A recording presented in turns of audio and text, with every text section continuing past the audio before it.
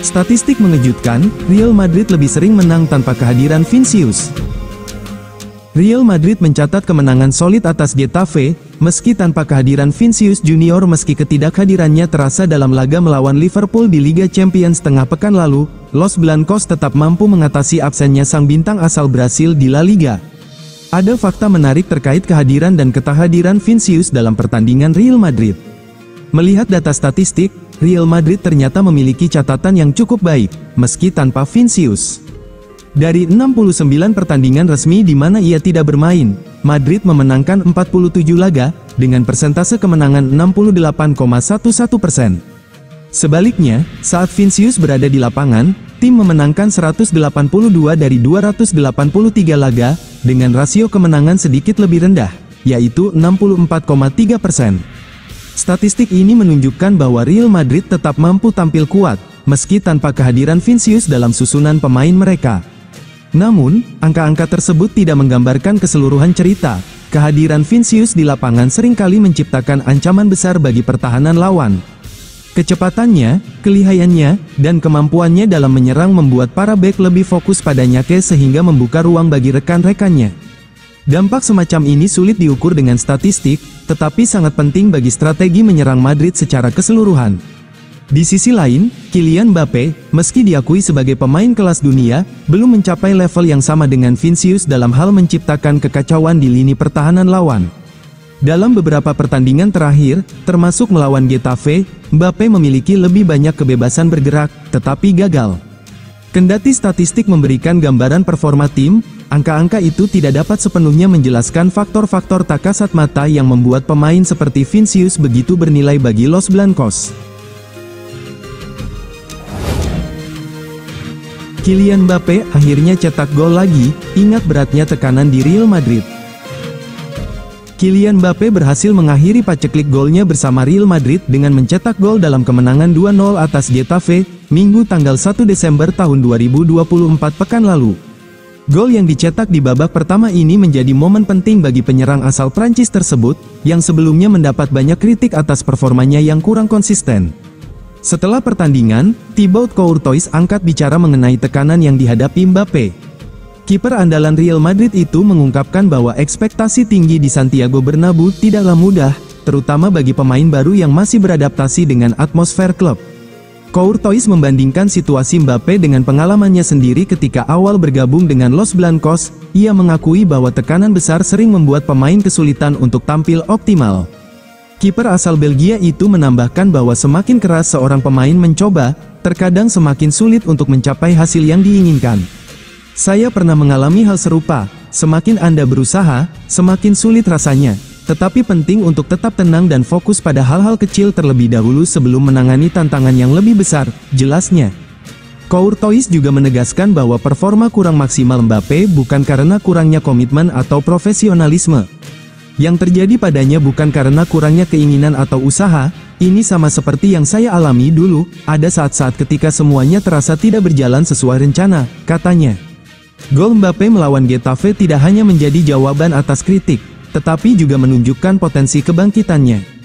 Dengan dukungan dari rekan-rekannya, termasuk Courtois, Mbappe diharapkan mampu kembali ke performa terbaik dan memenuhi ekspektasi tinggi para pendukung Real Madrid.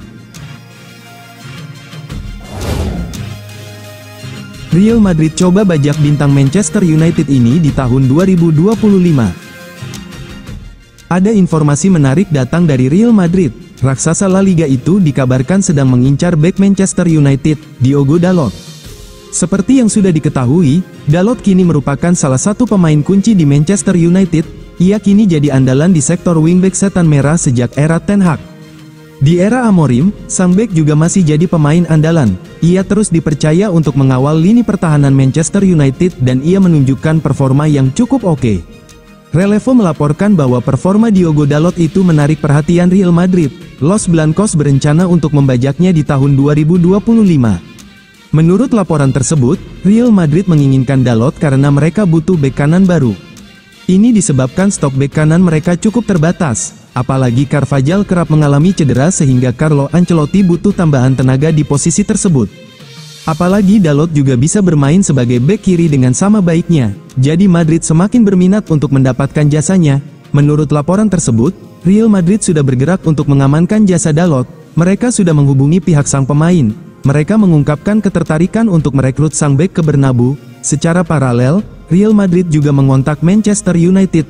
Mereka juga sudah menanyakan ketersediaan Dalot di tahun 2025 nanti.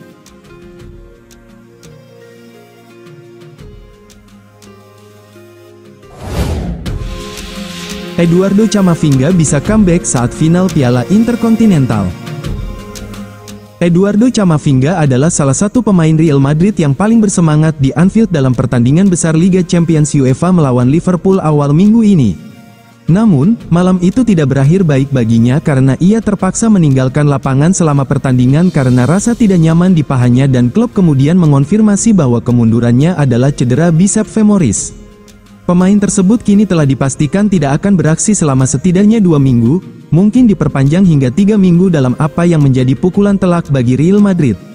Jika mengacu pada jadwal yang sama, Camavinga akan absen selama lebih dari 2 minggu dan akan absen setidaknya dalam 5 pertandingan untuk Real Madrid.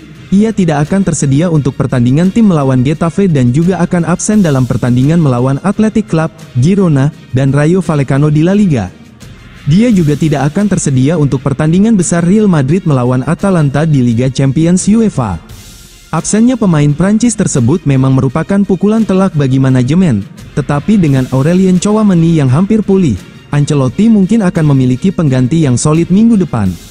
Pemain berusia 22 tahun tersebut hanya tampil 5 kali di Liga untuk Real Madrid sejauh musim ini, dengan memberikan 1 assist. Lebih jauh, ia mencatatkan rata-rata 0,8 umpan kunci per pertandingan dan menyelesaikan 88% umpannya.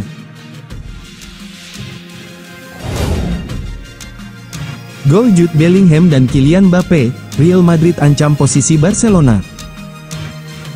Kemenangan atas Getafe, memunculkan asa Real Madrid memenangkan kompetisi Liga Spanyol La Liga musim ini.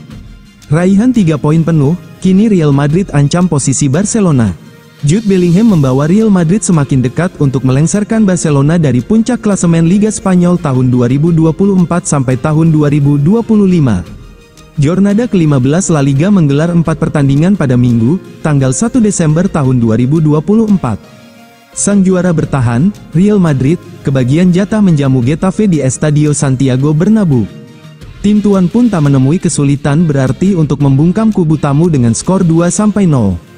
Jude Bellingham membuka jalur kemenangan Madrid lewat lesakan penalti saat laga berjalan setengah jam. Menghadapi titik putih, gelandang kebangsaan Inggris itu sangat tenang ketika melepaskan bola mendatar ke tengah gawang. Berkat gol terbaru kontra Getafe, Bellingham menjaga rekor 100% kesuksesan penalti selama karirnya di level klub. Bellingham sudah 4 kali menjadi algojo penalti dalam semua kompetisi dan semua berujung gol. Tendangan sang gelandang dari titik 12 pas seakan tak ada obatnya dan sungguh mematikan. Selain nyekor, Bellingham juga menyumbang assist untuk gol Kylian Mbappe ke gawang Getafe. Berkat kemenangan di laga terbaru, Real Madrid memberikan tekanan kepada Barcelona dalam perburuan gelar juara Liga Spanyol. Los Blancos menduduki peringkat kedua klasemen sambil mengemas 33 poin, tertinggal 1 angka dari Blaugrana yang menempati posisi puncak. Madrid berpeluang besar untuk mengambil alih tempat tertinggi karena memiliki tabungan 1 pertandingan. Barcelona sendiri gagal memperlebar jarak dengan Real Madrid setelah dikalahkan Las Palmas. Beralih ke pertandingan lainnya, Villarreal dan Girona berakhir tanpa pemenang. Kedua tim harus berbagi poin usai bermain imbang 2-2. Villarreal membuang 3 poin setelah sempat unggul 2 gol melalui Thiemo Barry dan Alex Baena. Girona, yang bertindak sebagai tamu, membalas lewat gol Donny van de Beek serta Ladislav Krejci. Hasil ini membuat Villarreal bertahan di peringkat kelima klasemen atau zona Liga Eropa.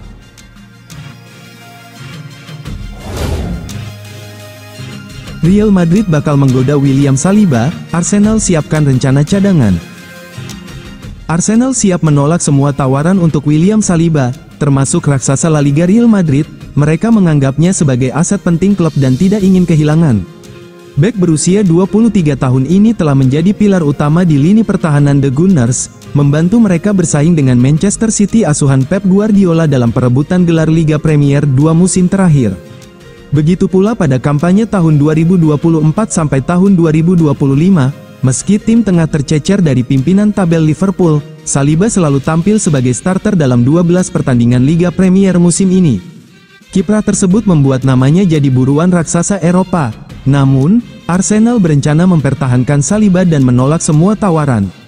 Menurut laporan media Prancis Le 10 Sport, Real Madrid telah menetapkan Salib sebagai prioritas utama untuk bursa transfer musim panas 2025.